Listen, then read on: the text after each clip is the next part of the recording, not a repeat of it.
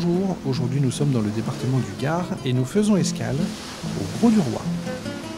Voilà, on arrive au Séquarium dit le Palais de la Mer et on a rendez-vous avec Jean-Baptiste Sénégas, responsable du Centre d'études et de sauvegarde des tortues en Méditerranée. On le retrouve tout de suite. Jean-Baptiste, on est où là ? Là, on est au Séquarium du Grau du Roi, Ouais.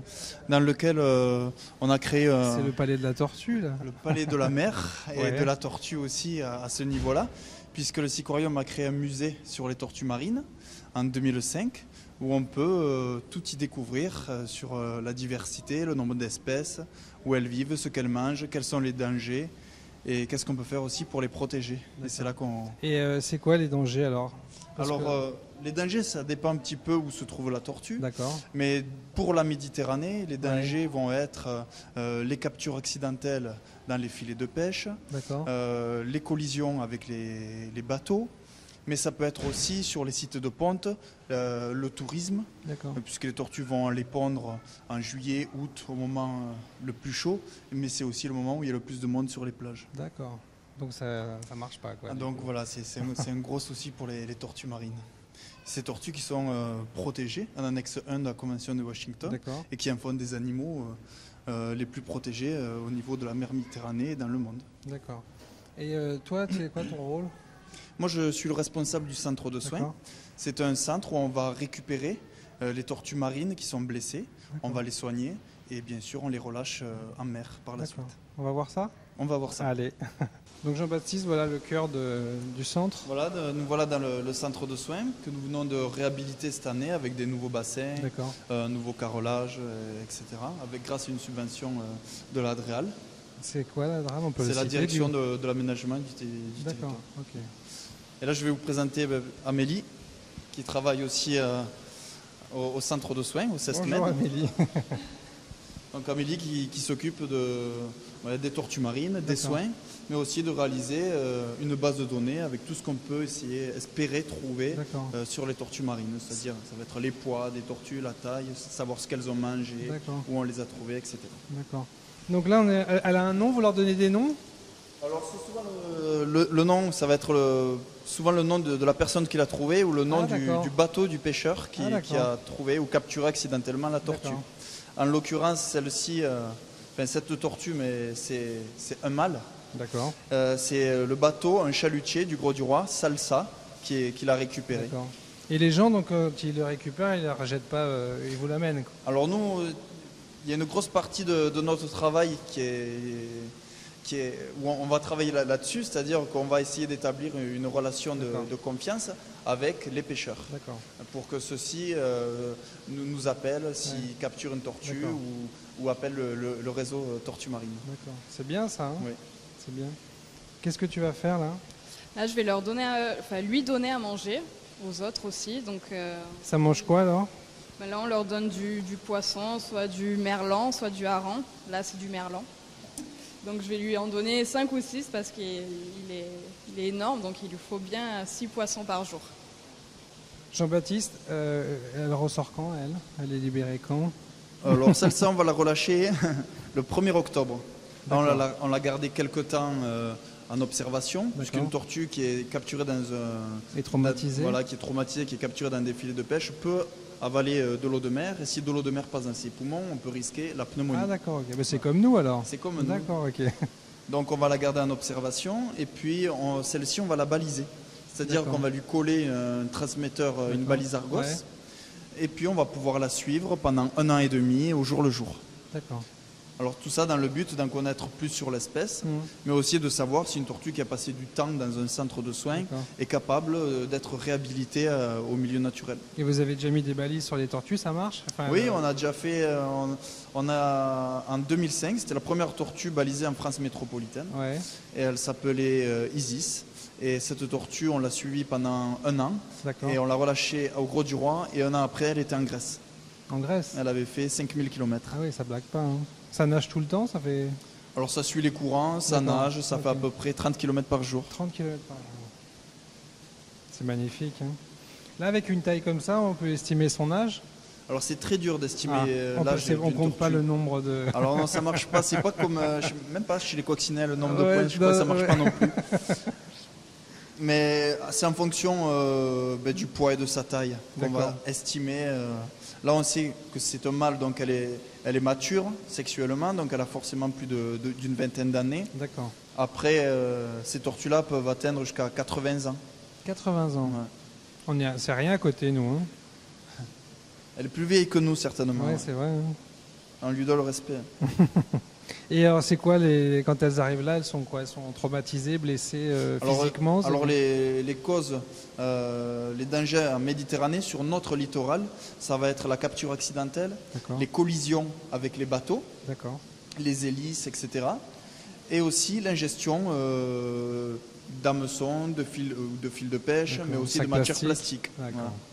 Et quand elles pondent, ça fait combien de tortues nouvelles? Alors, un nid de tortue, c'est une centaine entre 100 et 120 œufs par nid. Et on estime qu'une seule sur 1000 parviendra à l'âge adulte. Une sur 1000 ouais. Ah oui, là, on a un nid en coupe. C'est-à-dire un nid de tortue en coupe. C'est-à-dire que lorsque la tortue va pondre, elle va creuser un trou dans le sable de 60 cm. D'accord. On est sur la hauteur. Là on a la plage, le haut de la plage. Voilà. Donc, sur toute cette partie-là, en bas, comme il fera un peu plus froid, on aura des mâles. Et sur la partie plus chaude, on aura des femelles. L'être humain, c'est pas comme ça alors, parce que non, ça fonctionne pas comme ça. Des fois, ils veulent un garçon ou une fille. C'est pas une solution à leur donner, non? D'accord. Jean-Baptiste, on va aller. C'est un grand jour aujourd'hui. Hein. Oui, on va lâcher une tortue. D'accord. On va lâcher une tortue à mer. Elle est en train de se préparer. Là, elle se prépare. Elle met son maillot. On va prendre le bateau et on va aller la mettre ensemble à l'eau, c'est ça? Voilà, c'est ça. Génial, super. Un gros catamaran. On y va avec des enfants aussi, parce que c'est important de sensibiliser. Bien, très bien. Puisque un centre de soins tout seul, ça ne sert pas à grand-chose si on n'en parle pas à côté, si on n'informe pas les gens. Voilà, on est sur le Providence. Jean-Baptiste est très occupé, c'est quand même une grosse expérience, même si, comme il nous a dit, il a l'habitude. Donc on va le retrouver après, on va partir en mer et on va libérer cette tortue qui vient d'être soignée par son centre. Pierre-Henri, avant de partir, on discutait avec ton papa, c'est une histoire de famille Oui, tout à fait, puisque mon grand-père a commencé à faire les promenades en bateau en 1936, à l'époque des premiers congés payés. Mais ça blague pas. Il y a eu beaucoup plus de personnes qui sont parties en vacances à cette époque-là. Donc nous, on est issus de la pêche, on est pêcheurs professionnels.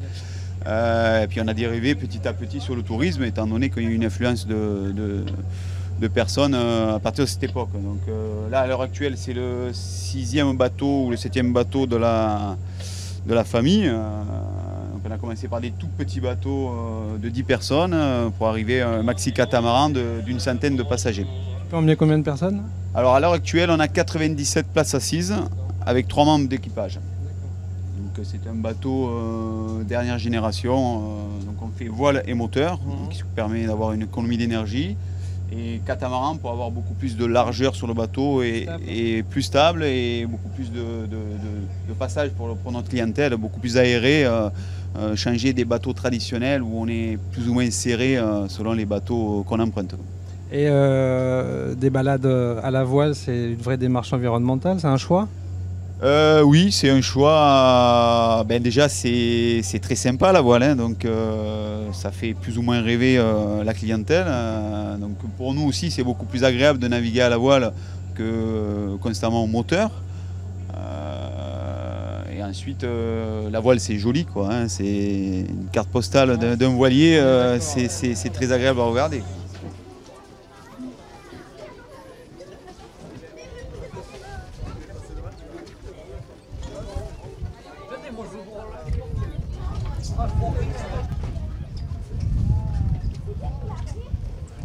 Un moment très émouvant. Hein.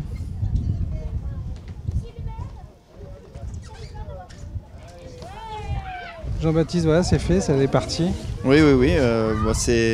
J'espère qu'elle partira assez loin. Logiquement, elle devrait faire une trentaine de kilomètres dans la journée. Et puis, si elle poursuit sa migration, elle fera peut-être jusqu'à 5000 km dans l'année. Et tu l'as mise dans cette direction pour être sûr qu'elle ne retourne pas au port? Alors ça on n'en sait rien. Nous, Elle se repère elle va se repérer assez rapidement. Elle devrait ne pas rester très longtemps sur nos côtes. Enfin, nos côtes, je parle du littoral méditerranéen français, puisque les eaux vont commencer à se rafraîchir. Un peu trop pour elle. Elle devrait donc partir, soit passer son hiver dans les Baléares ou dans le golfe de Gabès, vers la Tunisie. Ah bah bravo, continuez. Merci beaucoup. C'est quoi le but de la voile? Parce que déjà on lave plus vite et que le moteur en pollue. D'accord. Et pour les tortues c'est pas bon. Il est formidable. Et pour l'environnement c'est mauvais. Vous étiez ému quand vous avez vu la tortue repartir? Oui, elle était très grosse, très belle. C'était la première fois de ma vie que je la vois, elle était aussi grande. Elle n'est pas qu'un lieu de vacances. Plage et loisirs quand vient l'été, mais suprême dans son importance pour nous permettre d'exister. Sa biodiversité marine, la protection des océans, son potentiel offre des vitrines de vie durable au développement.